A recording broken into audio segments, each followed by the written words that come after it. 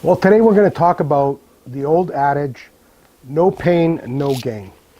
Now, that old adage comes across, in many different concepts. The idea was that in order to improve, you really have to go through a painful process.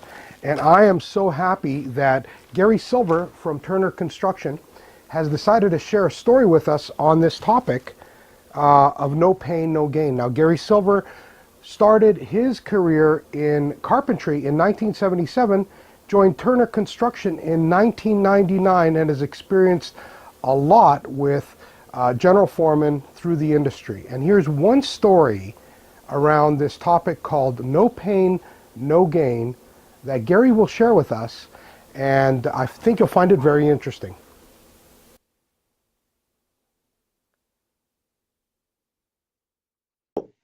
First question, are there any other stories? I had a trade partner on one of our projects. We have a policy, and it's part of the last planner, but Turner, I don't know if other GCs do this, nothing hits the ground. So nothing hits the ground means that then there's no debris on the floor. If you have a table where you're cutting material, you have a trash can at the end of the table so that the debris goes straight off. That's the concept of nothing hits the floor. And the value added there is that you have a clean floor to always do your work. All right, you wouldn't want your clippings from your counter in your kitchen to be all over the floor while you're making dinner. You throw them in the trash can as you go. And so what one trade partner who has been in the trades very long, general foreman, and he had a large crew. Their trade makes a lot of debris. And so their process is that they do their work and periodically they would clean. Well, at the beginning of the project, he struggled with us with nothing hits the ground. So if you're in your work stream, you need to have a constant person cleaning, then so be it. Or the worker who's doing the work has a trash can or has a broom or whatever and cleans as he goes. And so we struggled with this for a couple of months. We set the expectation. So I know what I'm doing. I've been doing this my whole life. We'll clean it up after we're done. I'm like, no, because then you're leaving a work area for your successive trade partner that he has to work in your debris until you decide to come in. And then you're working in your own debris. That's not the way we prosecute work. So about halfway through the project, by then he accepted the concepts begrudgingly, and he was having a clean work area. So he went to work on another project over a weekend.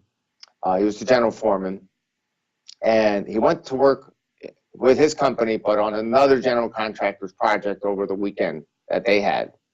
And he came back to me Monday morning after the weekend. He said, Gary, I never understood the value added that you are always pushing to have immaculate floors. I always thought you're a little bit anal, but I understand it now.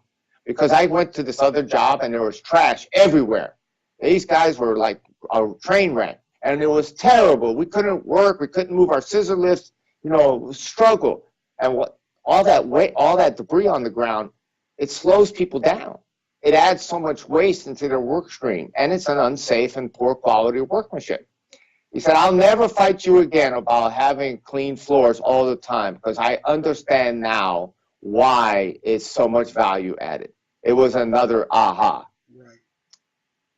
Right. So that's another story of a contractor who was not on a lean journey. What you're finding is that the trade partners that work with Turner repetitively, it's changing their culture as well.